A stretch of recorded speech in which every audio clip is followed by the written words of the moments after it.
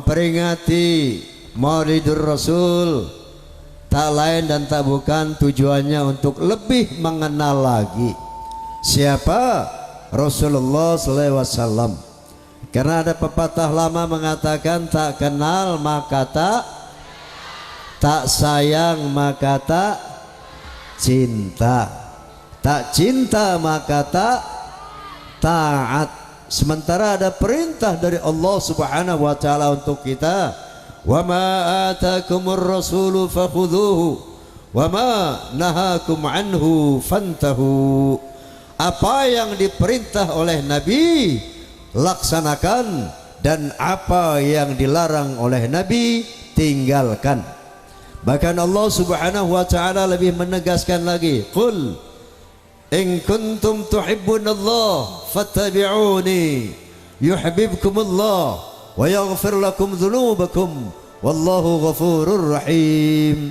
Katakan ya Muhammad kepada manusia, seandainya kamu cinta kepada Allah, maka taatlah kepada Nabi.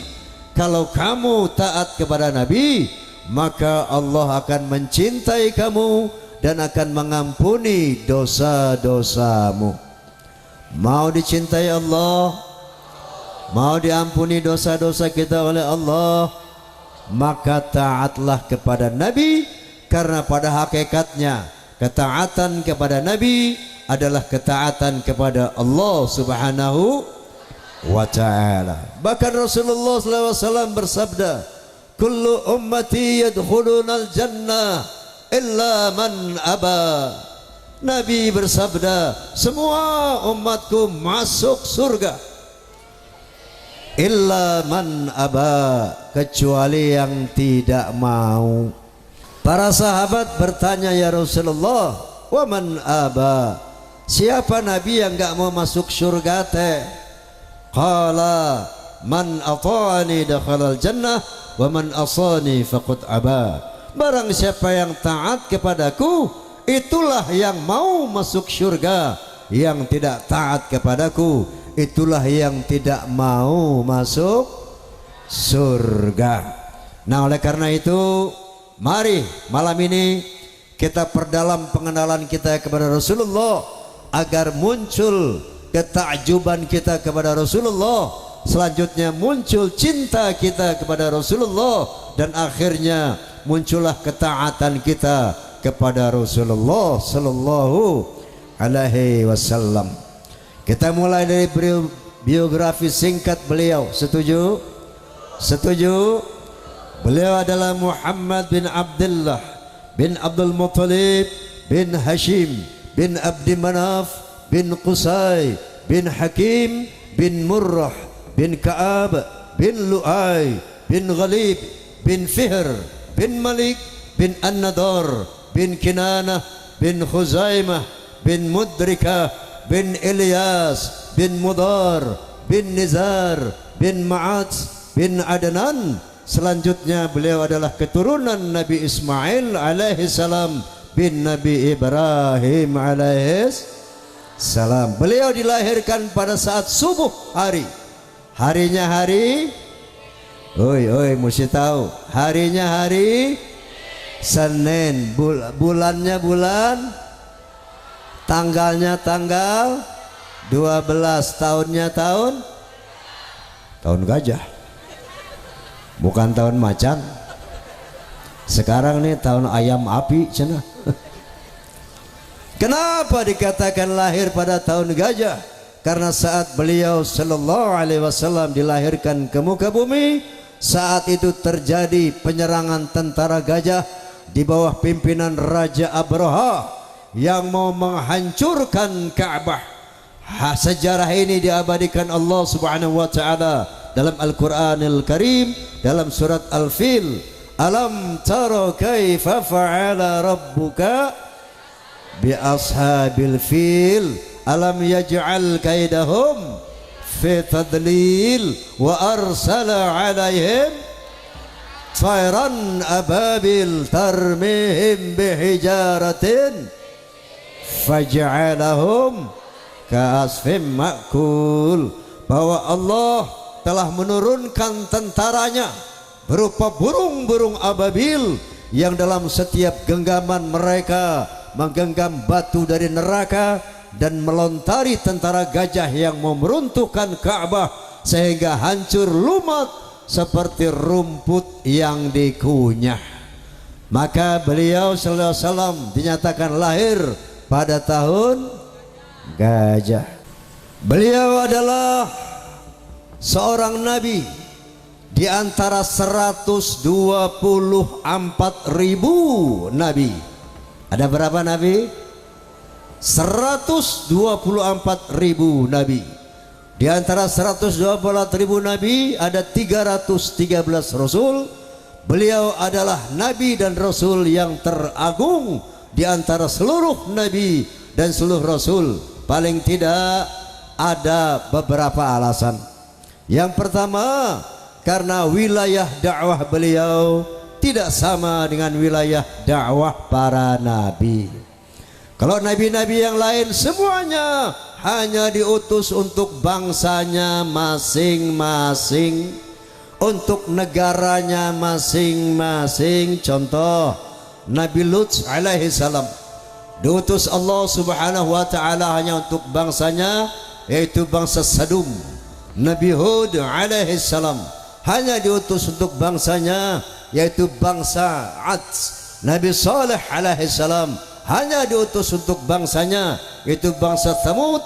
Begitu juga Nabi Isa alaihi salam yang dikenal dengan Yesus Kristus, beliau juga hanya diutus untuk bangsa Israel saja. Hal ini dikuatkan dalam Injil Matius pasal 10 ayat 5 dan 6. Di sana berbunyi, ke-12 murid itu diutus oleh Yesus. Kemudian ia berpesan kepada mereka, jangan kalian menyimpang ke jalan bangsa lain atau memasuki kota orang Samaria, melainkan pergilah kepada domba-domba Israel. Lain dengan Nabi kita Muhammad SAW, beliau tidak hanya diutus untuk bangsa Arab, tapi beliau diutus untuk seluruh bangsa-bangsa di dunia, seluruh manusia di dunia, sebagaimana firman Allah Subhanahu wa taala, "Wa ma arsalnaka illa kaffatan linnas."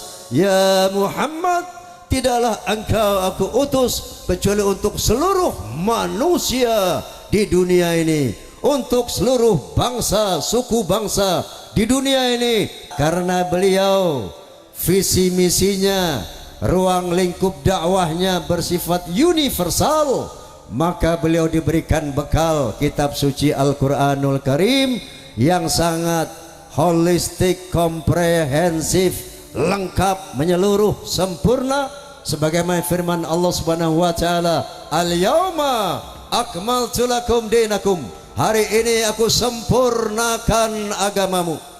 Semua aspek kehidupan termuat di dalam Al-Quranul Karim. Mau bicara soal dagang, ayat. Mau soal kawin cerai, ayat. Mau poligami, ayat. Poliandri, itu ayat. Mau bicara soal damai, ayat. Perang, ayat. Politik, ayat. Teknologi, ayat. Hukum pidana, ayat. Hukum macam-macam, ayat. Lengkap, komprehensif.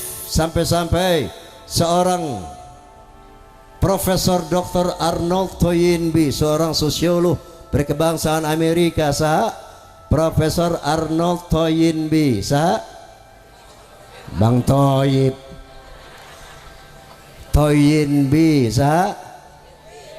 Profesor Dr. Arnold Toynbee, setelah beliau membaca Al-Quran, beliau berkomentar, Islam is not only a religion, but it's also a way of life and a whole civilization. Bahwa Islam ternyata bukan sekedar agama, tapi Islam adalah way of life, bimbingan hidup, and a whole civilization, dan sebuah peradaban yang lengkap. Alhamdulillah. Alhamdulillah. Ini kelebihan beliau yang pertama. Yang kedua, 124.000 nabi tidak ada Allah subhanahu wa ta'ala bersalawat kecuali hanya kepada beliau sallallahu alaihi wasallam. Dalam ini Allah subhanahu wa ta'ala berfirman, innallaha wa malaikatahu yusalluna ala nabi. Sesungguhnya Allah sang maha pencipta dan seluruh malaikat bersolawat kepada Nabi. Dan Allah perintahkan orang-orang beriman, ya ayyuhalladzina amanu sallu alaihi wa sallimu taslima. Hai orang-orang beriman, bersolawatlah kepada Nabi dan hormatilah beliau dengan sesempurna-sempurna penghormatan. Mau bersolawat? Mau bersolawat? Tirukan solawat saya, jangan disambut tapi ditirukan. Oke? Oke? Allahumma salli ala Sayyidina Muhammad wa ala ali Sayyidina Muhammad. Allahumma salli ala Sayyidina Muhammad وعلى آل سيدنا محمد اللهم صل على سيدنا محمد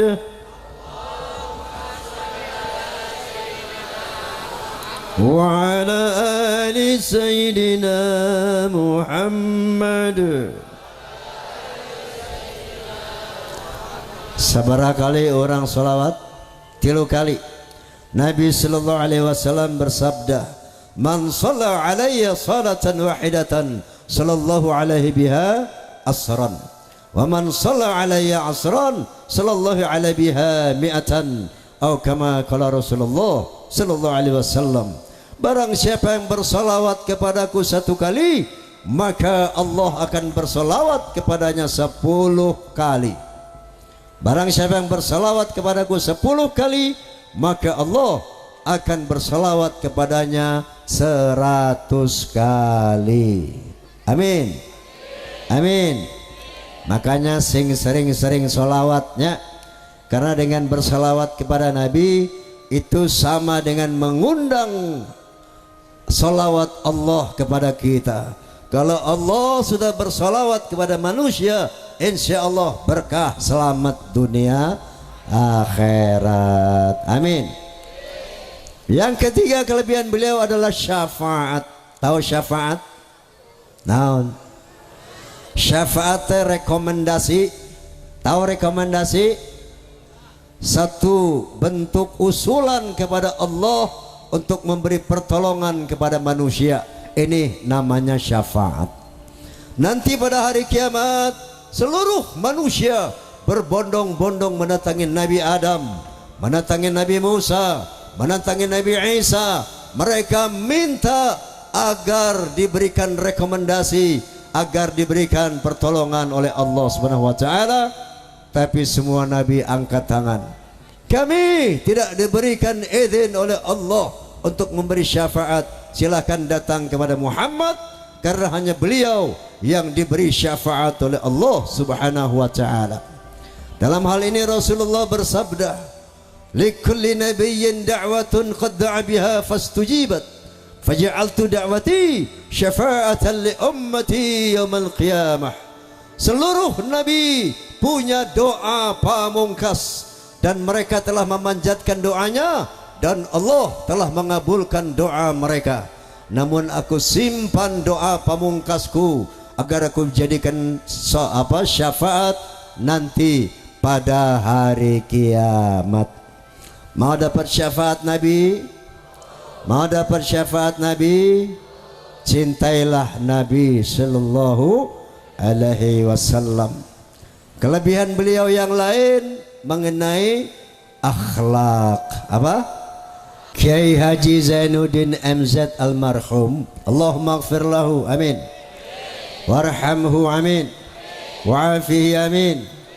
Beliau kalau ceramah kadang-kadang suka bilang begini, Mubaligh itu, penceramah itu ibarat mobil jalan, jadi perlu bensin.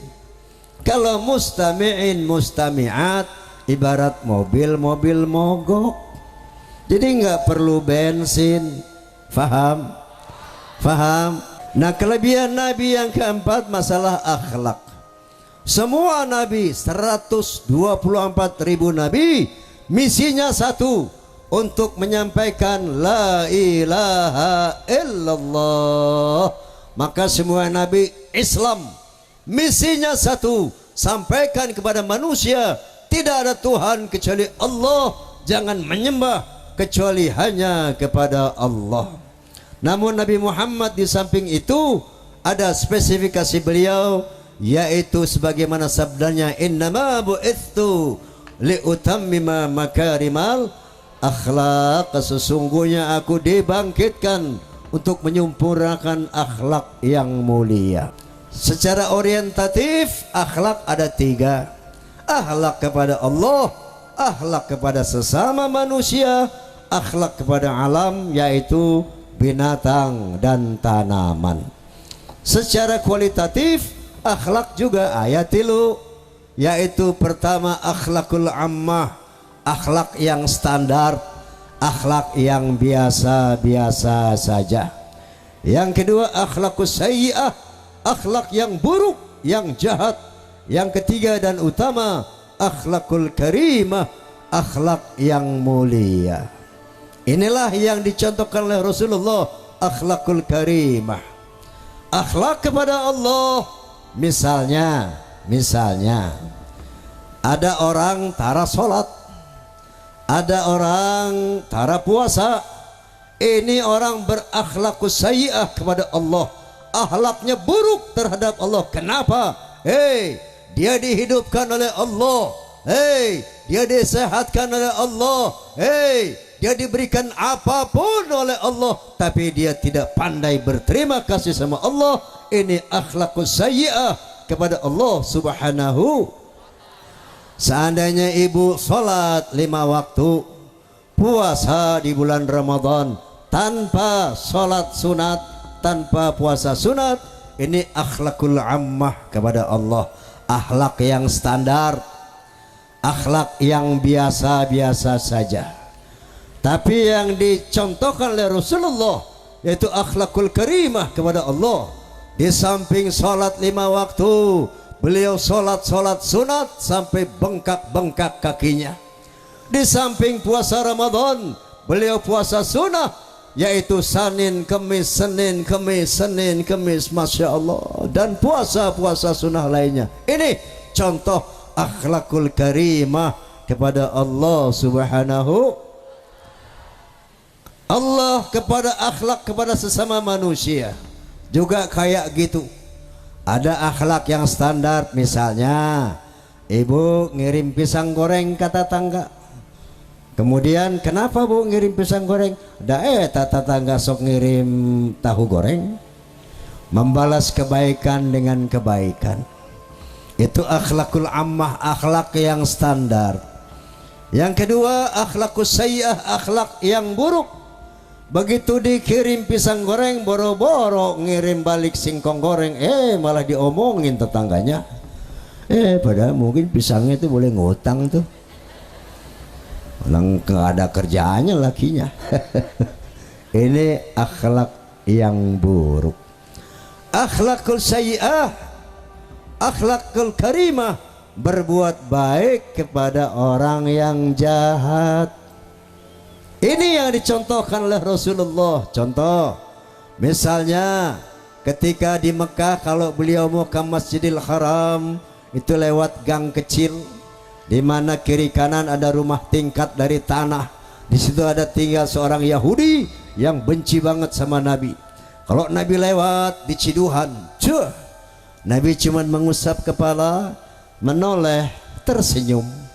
Lewat di Ciduhan, Nabi cuma mengusap, menoleh, tersenyum. Begitu terus, sehingga sampailah satu hari ketika beliau lewat di sana, tidak ada orang yang suka meludahi. Mereka bertanya, Nabi bertanya kepada seseorang yang ada di sana, Mang, mungkin waktu ini nih si Mang nih TKI dari Bogor. Mang, Ari Eta, itu orang yang suka berdiri di sini kemana, Mang? Oh, Eta teh si Fulan ya Rasulullah. Kemana kok teu aya geuning ayeuna? Oh, dia lagi gering cenah. Begitu, iya. Di mana rumahnya? Itu ya Rasulullah. Oh baik, Nabi teh balik deui ke rumahnya minta roti, korma sama susu. Istri beliau bertanya, buat apa ya Rasulullah? Aku mau menjenguk orang sakit.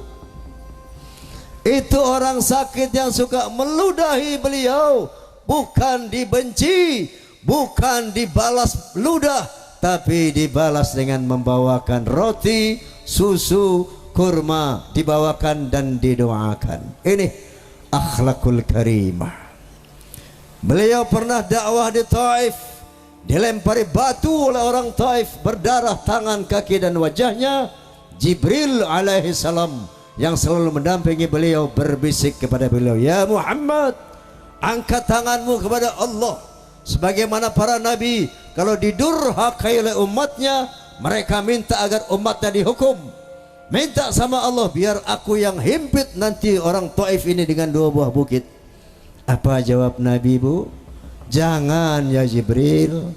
Bahkan didoakan umatnya, Allahumma hdi qaumi fa innahum la ya'lamun. Ya Allah, ampunilah umatku, berikanlah dia petunjuk.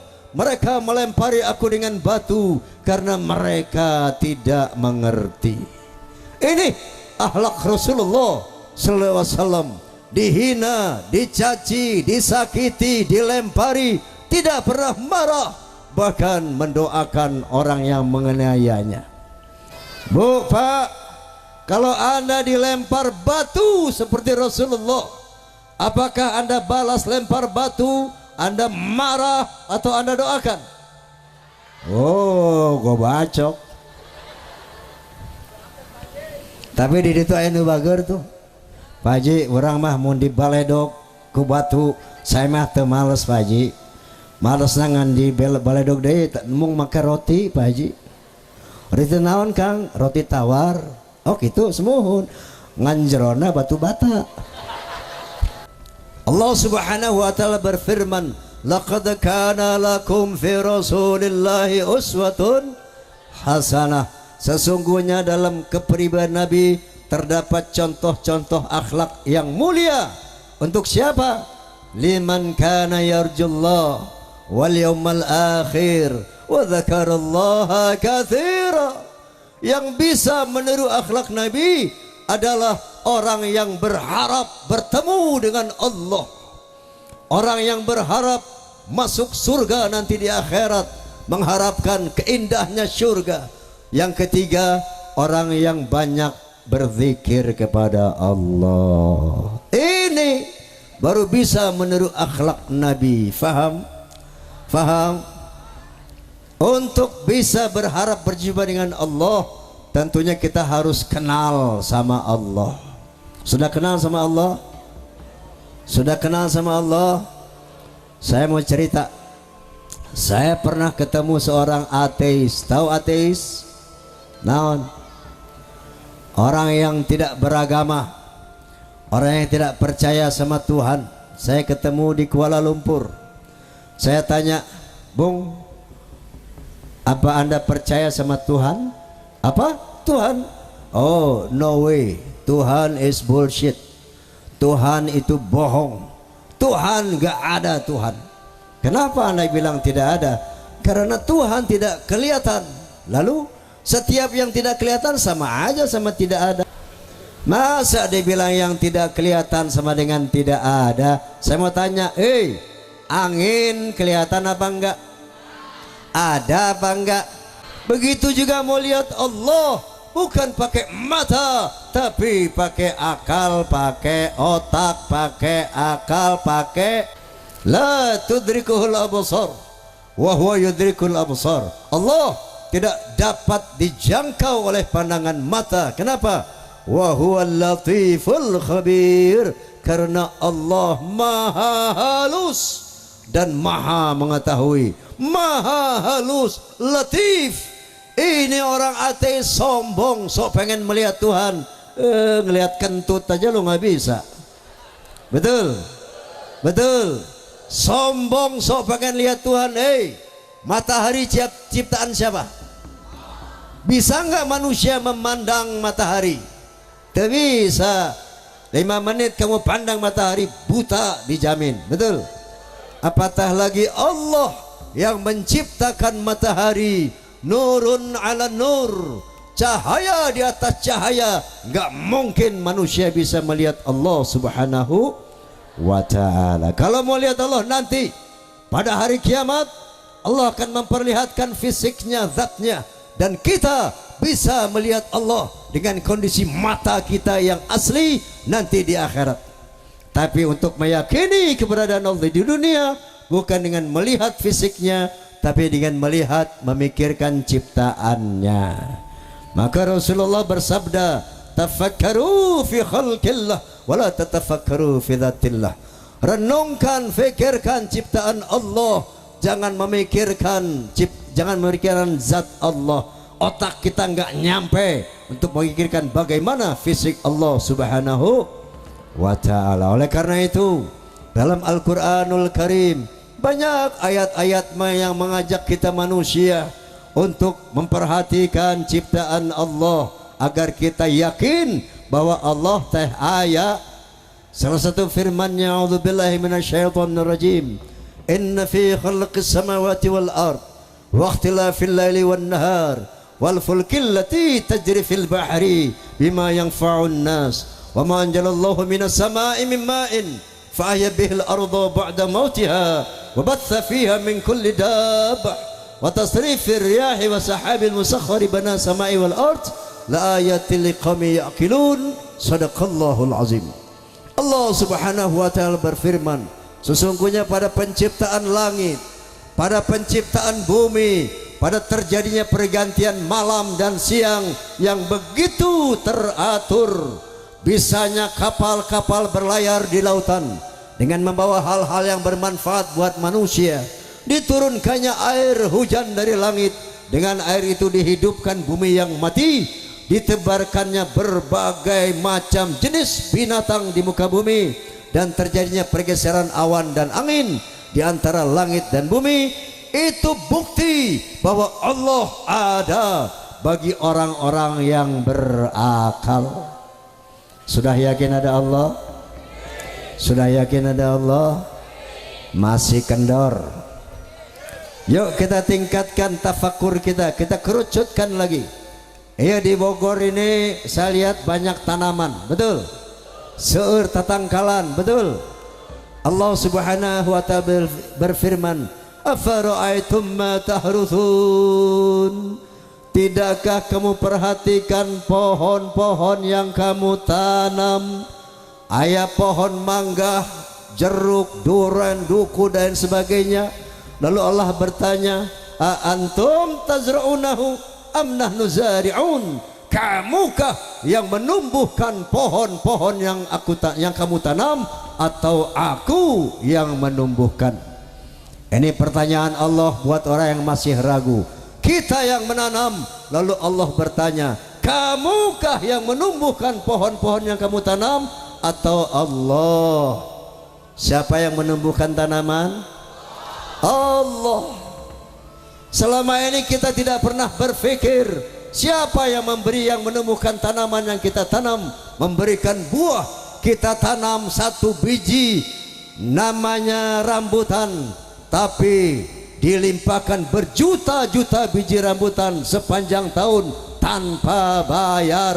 Ini dipertanyakan oleh Allah agar otak kita terbuka, mata kita melek. Ada yang menumbuhkan pohon, yaitu Allah subhanahu wa ta'ala.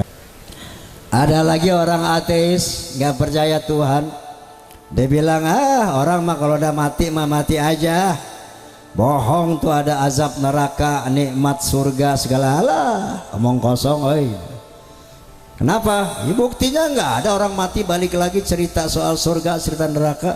Jadi bullshit lah.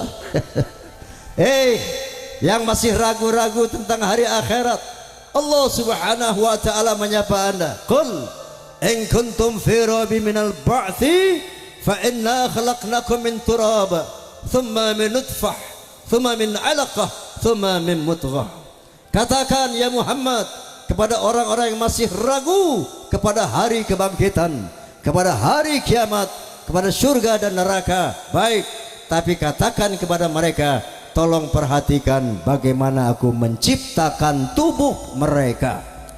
Makanya ibu-ibu, bapak-bapak, nanti setelah mendengar ceramah ini sampai rumah cari kaca yang besar, cari kaca nu gede ya, ngaca yang lila, ulah di baju, sataranjang, perhatikan tubuh kita. Hei, kamu tidak percaya surga, tidak percaya neraka, baik, tapi tolong perhatikan bagaimana tubuhmu itu tercipta. Allah berfirman, inna khalaqnakum min turab, thumma min nutfah, thumma min 'alaqah, thumma min mudghah. Pada penciptaan awal aku ciptakan Adam dari tanah. Pada reproduksi aku ciptakan kamu semuanya dari nutfah. Aku ciptakan badanmu nu geulis nu karasep teh dari air mani. Thumma min 'alaqah, kemudian air mani tadi aku proses menjadi segumpal darah. Thumma min mudghah, kemudian darah tadi aku proses menjadi segumpal daging. Wa nuqirru fil arhami ma nasya ila ajalin musamma, kemudian daging tadi aku ukir di dalam rahim ibumu sesuai dengan yang aku kehendaki sampai waktu yang ditetapkan. Dari daging tadi bu, diukir sepasang mata yang bisa melihat, luar biasa. Dari daging tadi dibuatkan sepasang telinga bisa mendengar, luar biasa. Dari daging tadi dibuatkan sepasang bibir yang bisa bicara, luar biasa. Dari daging tadi dibuatkan jantung untuk mengatur peredaran darah, dibuatkan paru-paru untuk mengatur peredaran udara. Setelah organ tubuhnya lengkap, setelah anggota tubuhmu lengkap, thumma nukhrijukum tifla, maka aku keluarkan kamu sebagai bayi. Pertanyaan buat orang ateis, pertanyaan buat orang yang meragukan Allah, siapa yang membuat bayi yang begitu scientific, teknologik, mulai dari nutfah menjadi darah, menjadi daging, kemudian menjadi organ-organ tubuh yang sangat luar biasa ini? Apakah bapaknya yang bikin bayi? Pak, maneh nujieun anak euy? Bukan, indungna meureun. Bu, ibu yang bikin anak bukan? Merasa bikin anak? Merasa. Si eta mah. berasa. Bukan bapak kita termasuk akal, bukan ibu kita termasuk akal, dan tidak masuk akal pula kalau itu terjadi dengan sendirinya. Nih, masa mata, otak, paru-paru, jantung yang begitu scientific, teknologik, dahsyat, nggak ada yang nyieun. Itulah tafakur.